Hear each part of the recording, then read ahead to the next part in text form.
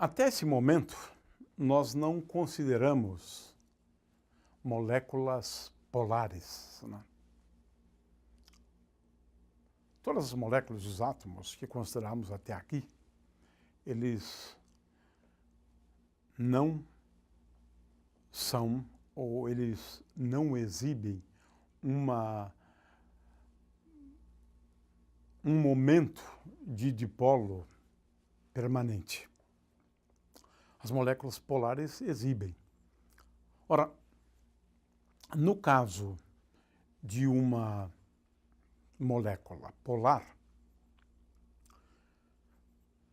nós precisamos levar em conta esse fato de que ela tem um momento de dipolo permanente. E qual o efeito disso? Em primeiro lugar, quando nós colocamos uma molécula polar sob a ação de um campo externo, então é claro que ela vai se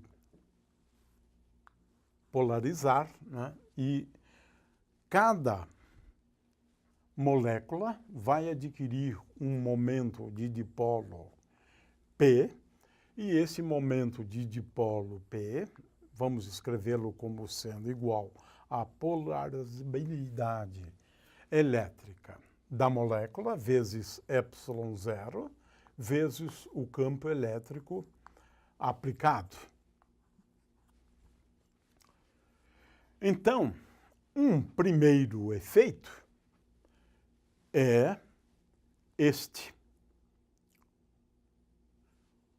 No entanto, quando você tem uma molécula, e agora vamos considerar o momento de dipolo permanente da molécula como sendo P0.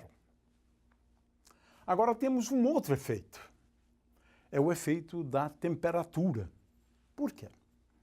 Nós temos agora uma distribuição de momentos de dipolo que varia com uma temperatura. À medida que a temperatura vai se reduzindo, é claro que a tendência é do momento de dipolo permanente se alinhar com o campo externo.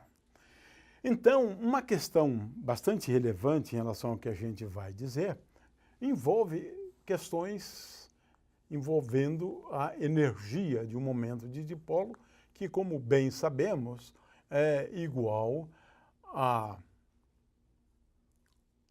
P, aqui no caso P0, né, escalar E, onde E é o campo elétrico, e talvez para evitar confusão é melhor a gente colocar assim, escrever a energia desta forma. Portanto, é igual a menos, poderíamos chamar assim de PZ, né? PZ, e vamos escrever PZ vezes EZ, ou, o que é a mesma coisa, igual a menos P0.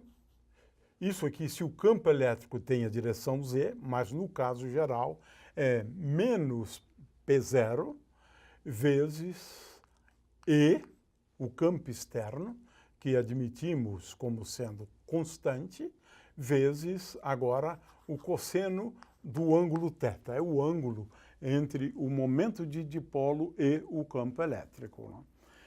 Agora nós vamos fazer o seguinte. Se nós, por exemplo, colocarmos o campo elétrico, né, ao longo do eixo Z, né, nós vamos estar interessados, na verdade, no valor médio da componente Z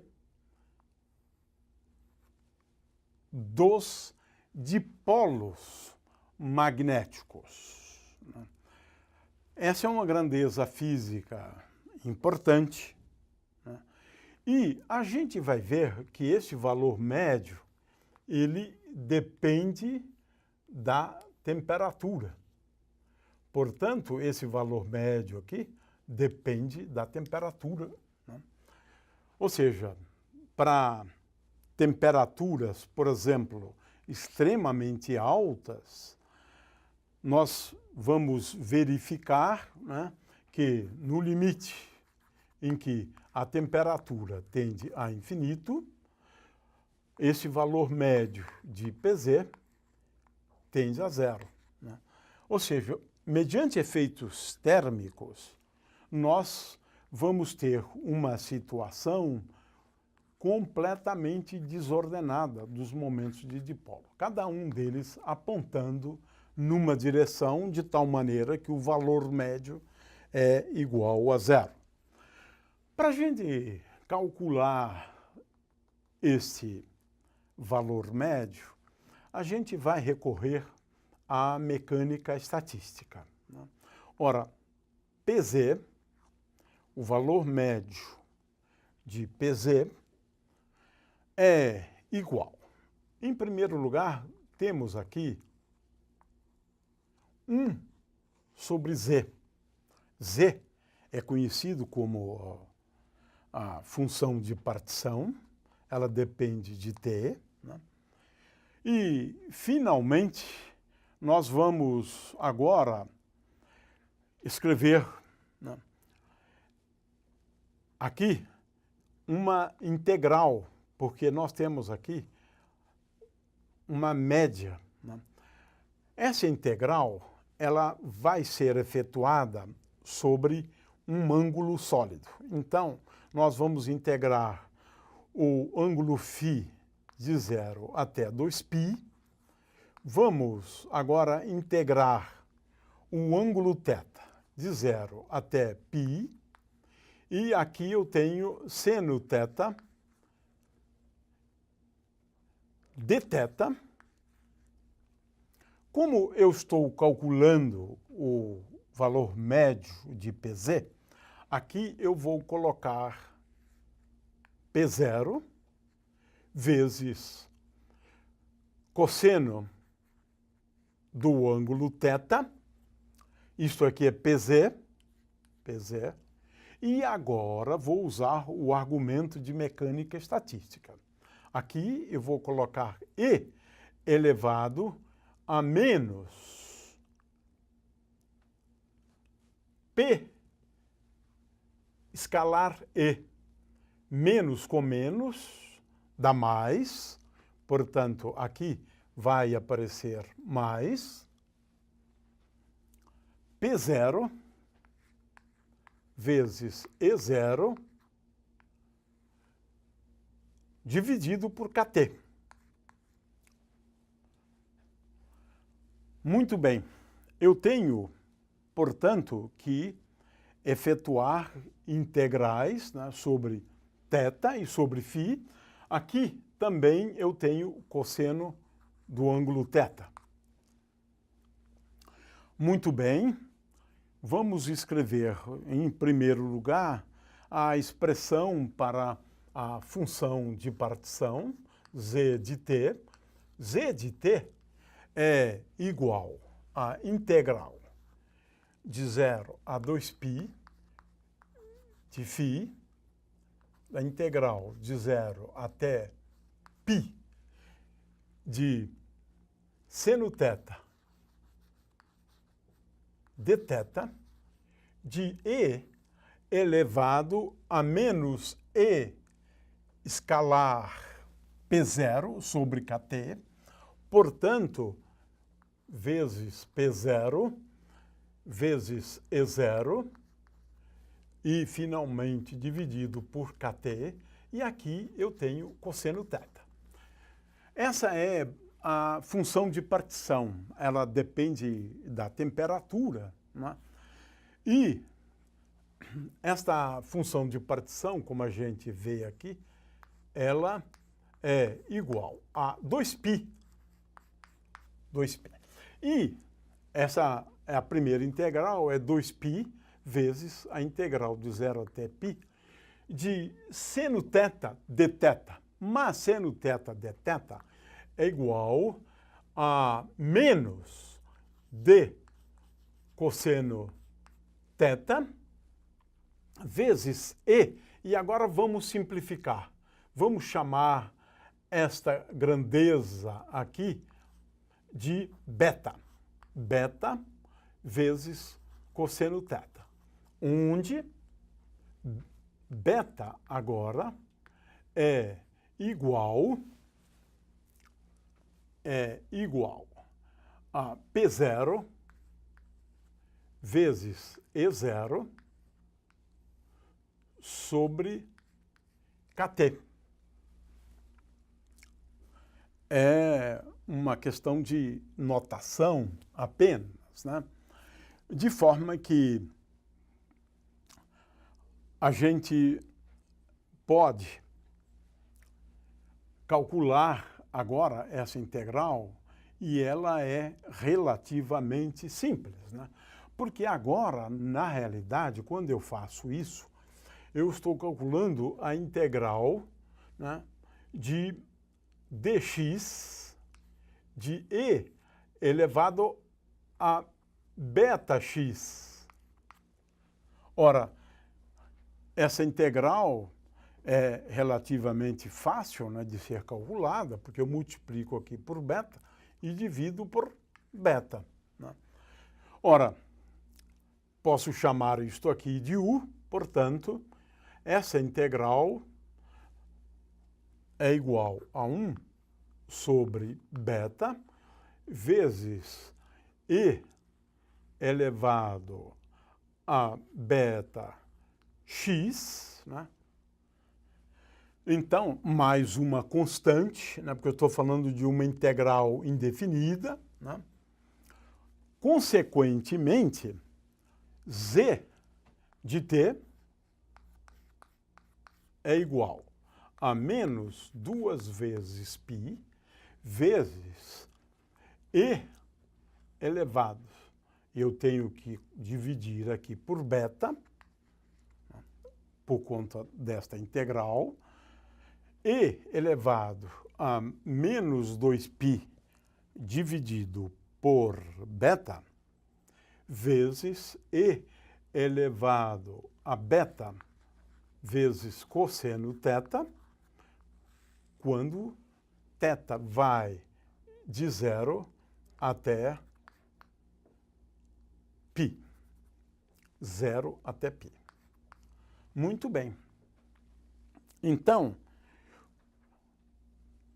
quando eu calcular, né, para este valor aqui de π, eu vou obter e elevado a menos beta. Portanto, como tenho isto aqui com sinal menos, essa integral é igual a 2π sobre beta vezes e elevado a beta menos e elevado a menos beta. Tenho, portanto, aqui uma forma de calcular a função de partição. Muito bem, agora eu preciso efetuar esta integral aqui.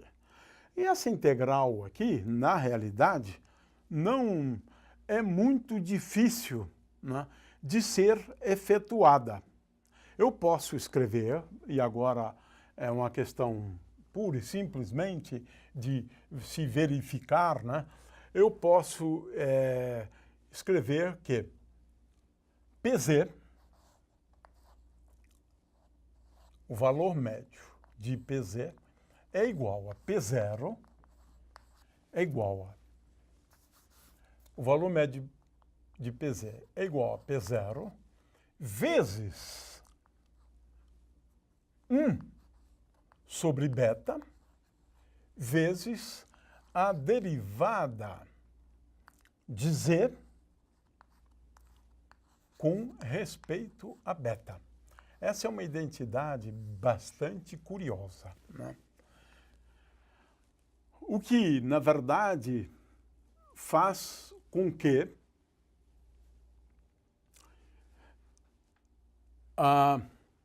agora eu tenho que dividir ainda, né, por z, né, ou seja, o valor médio de Pz é igual a P0, né, 1 sobre beta, vezes a derivada do logaritmo de z com respeito a beta. Veja, eu tenho aqui beta, coloco P0 para fora, esse P0 está aqui, esse P0 está aqui. Agora, quando eu derivar com respeito a beta, que é este termo, cai esse beta aqui. Então, eu preciso dividir por beta. Por isso que eu dividi por beta aqui. Né? E o resto é a integral que eu tenho. A integral que eu tenho. É uma coisa relativamente simples. Né? O fato é que eu já determinei z de t depende de beta desta forma. Ora, o que eu tenho que fazer aqui? Tomar o logaritmo, né, e derivar. Ou derivar z, né, com respeito a beta, né, e dividir por z. A conta, em princípio, é relativamente simples. Né? Eu vou apresentar aqui o resultado disso. Né? O resultado disso é que o valor médio de Pz é igual a P0 vezes uma função conhecida como função de Langevin, onde esta função de Langevin, no caso, depende de beta. Aqui está o resultado. Essa função de Langevin não é tão complicada, não, para a gente escrever. Né? Essa função de Langevin, como função de beta, ela é igual a cotangente de beta menos 1 sobre beta.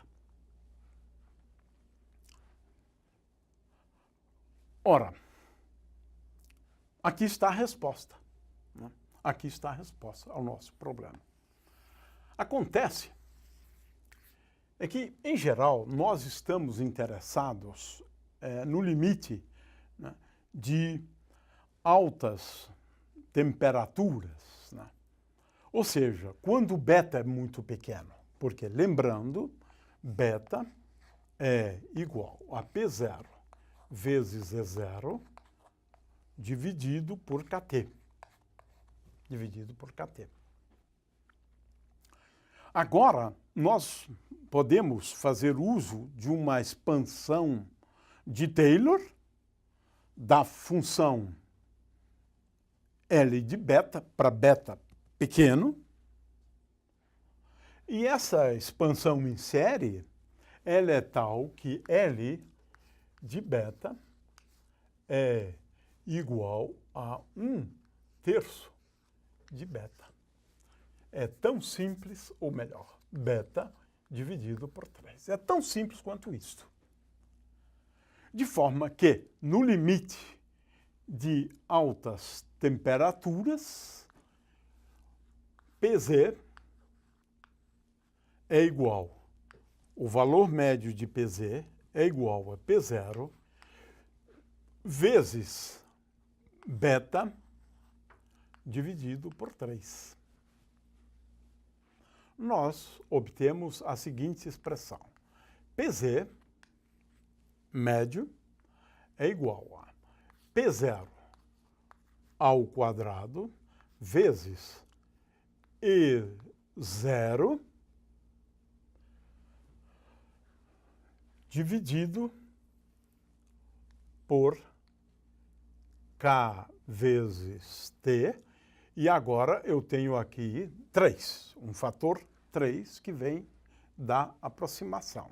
A primeira consequência desta expressão aqui é que Pz tende a zero no limite em que a temperatura tende a infinito. Ou seja,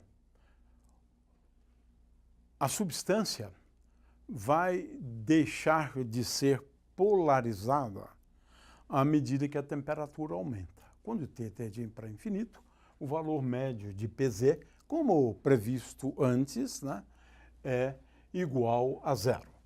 Uma outra conclusão que nós gostaríamos de chamar a atenção para ela é que o valor médio de Pz, nós vamos poder escrevê-lo como sendo igual a P0 ao quadrado dividido por 3 vezes ε0 vezes kT. E agora aqui eu vou colocar ε0 vezes E0, né? E, portanto, isto significa que agora a polarizabilidade adquire uma dependência com a temperatura, no caso de moléculas polares. Essa é a diferença entre moléculas polares e não polares. As moléculas polares, a polarizabilidade tem um termo constante, né? Então eu poderia escrever um termo constante, que foi aquele que nós já analisamos, mas agora aqui eu tenho P0 ao quadrado sobre 3 ε0 vezes kT.